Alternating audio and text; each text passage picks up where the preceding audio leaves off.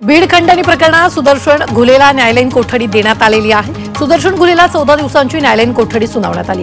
केज कोर्टाने न्यायालयीन कोठडी सुनावली।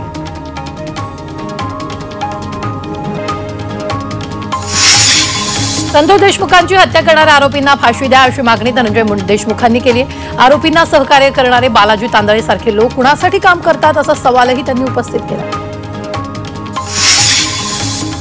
धनंजय मुंडेंनी राजीनामा दिल्याशिवाय बीडमधील गुंडागर्दी संपणार नाही अशी टीका अंबादास दानवेंनी केली आहे। धनंजय मुंडेंनी नैतिकदृष्ट्या राजीनामा द्यावा असं वक्तव्य त्यांनी केलं। तसंच सरकारला बीडचा बिहार बनवायचा आहे का असा सवाल करत सरकारवर त्यांनी निशाणा साधला।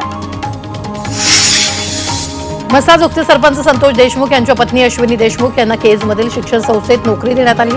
केज तालुक्यातील आडस गावातील श्री छत्रपती शिवाजी विद्यालयात कनिष्ठ लिपिक पदाची नोकरी त्यांना देण्यात आली। मात्र नोकरीबाबत कुटुंबाशी चर्चा करून निर्णय घेणार असल्याचं धनंजय देशमुख यांनी म्हटलंय। आदित्य ठाकरेंच्या वक्तव्यावरून मंत्री उदय सामंतांनी टीका केली। आता जेवणासाठी सुद्धा व्हीप काढले जातील अशी टीका सामंतांनी केली। एकनाथ शिंदेंच्या शिवसेनेकडून आयोजित करण्यात येणाऱ्या स्नेहभोजनात न जाण्याचा आदेश आदित्य ठाकरेंनी शिवसेना उद्धव बाळासाहेब ठाकरे पक्षाच्या खासदारांना दिलेत, यावर ते बोलत होते। सूर्यचंद्र असेपर्यंत लाडकी बहीण योजना बंद होणार नाही असं विधान उद्योगमंत्री उदय सामंत यांनी केलं। विरोधकांकडून योजना बंद होणार असल्याचा महिलांमध्ये संभ्रम पसरवण्याचं काम सुरू असल्याचं त्यांनी म्हटलं। ऑपरेशन टायगर सुरू असून हे ऑपरेशन आता थांबणार नाही अशी प्रतिक्रिया राज्यमंत्री योगेश कदम यांनी दिली।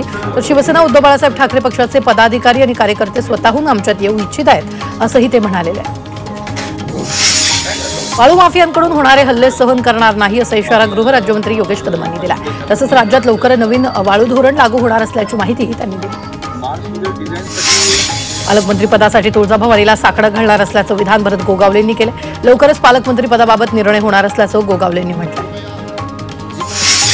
संजय राऊत राजापूरचा दौरा करणारे साळवींच्या पक्षप्रवेशानंतर ठाकरेंच्या शिवसेना पक्षाची पडझड थांबवण्यासाठी संजय राऊत राजापूरचा दौरा करणार आहे। संघटनात्मक ताकद मतदारसंघात टिकवून ठेवण्यासाठी राऊत हा दौरा करतील अशी माहिती मिळते। अमित शहा 22 फेब्रुवारीला पुणे दौऱ्यावर येणार आहेत। पुण्यात पंतप्रधान घरकुल योजनेतील लाभार्थ्यांना थेट रक्कम देण्याचा कार्यक्रम आयोजित करण्यात आला। या कार्यक्रमासाठी मुख्यमंत्री फडणवीसांनी अमित शहांना निमंत्रण दिलं। गर्भलिंग निदान प्रकरणी आरोपीवर मोका अंतर्गत कारवाईचा विचार सुरू आहे अशी माहिती आरोग्यमंत्री प्रकाश आंबेडकरांनी दिली आहे। तर गर्भलिंग निदान प्रकरणी राज्यभर आरोग्य विभाग गांभीर्यानं काम करत असल्याचंही ते म्हणाले। पिंपरी चिंचवडमधील भाजपच्या 4 आमदारांमध्ये निधीसाठी रस्सीखेच सुरू आहे। भाजपचे आमदार हे पालिका आयुक्तांसोबत स्वतंत्र बैठका घेत आहेत। भोसरी, चिंचवड आणि पिंपरी या तिन्ही विधानसभेत समप्रमाणात निधी वाटप करण्यात येईल असा विश्वास आमदार गोरखेंनी व्यक्त केला। नांदेडमध्ये शिवसेना उद्धव बाळासाहेब ठाकरे पक्षाचे एकनाथ पवार आणि नांदेडचे सहसंपर्क प्रमुख दत्ता कोकाटे यांनी भाजपमध्ये पक्षप्रवेश केला।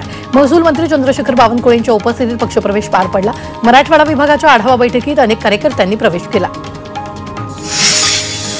राष्ट्रवादीचे माजी आमदार मनोहर चंद्रिकापुरे आणि त्यांचे पुत्र सुगत चंद्रिकापुरे यांनी शिवसेनेत प्रवेश केला।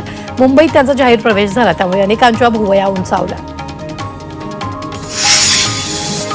परभणीत मंत्री उदय सामंतांचं मराठमोळ्या पद्धतीने स्वागत करण्यात आलं। यावेळी सामंतांनी ट्रॅक्टर चालवत कृषी महोत्सवात एंट्री घेतली। दरम्यान त्यांच्या हस्ते महोत्सवाचं उद्घाटन करण्यात आलं। या महोत्सवाला मोठ्या प्रमाणात शेतकऱ्यांनी हजेरी लावली।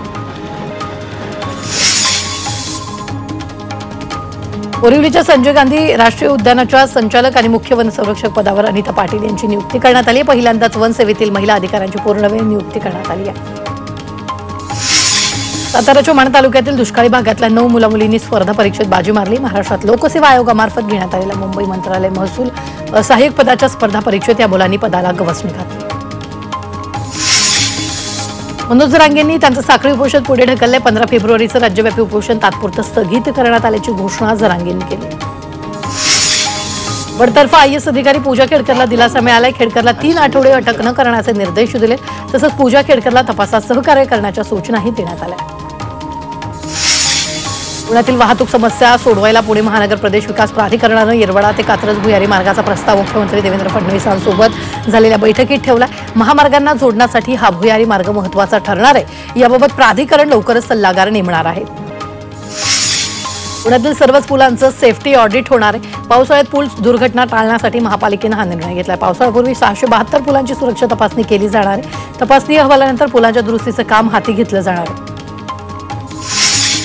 पुण्यातील पीएमपीएलच्या ताफ्यातील बसची संख्या वाढणारे पुणे पिंपरी चिंचवडसाठी 1000 नवीन बस मिळणारे वाढत्या प्रवासी संख्येमुळे नव्या बस खरेदीचा निर्णय घेण्यात आला। बस खरेदीसाठी मुख्यमंत्री उपमुख्यमंत्र्यांनीही मान्यता दिली।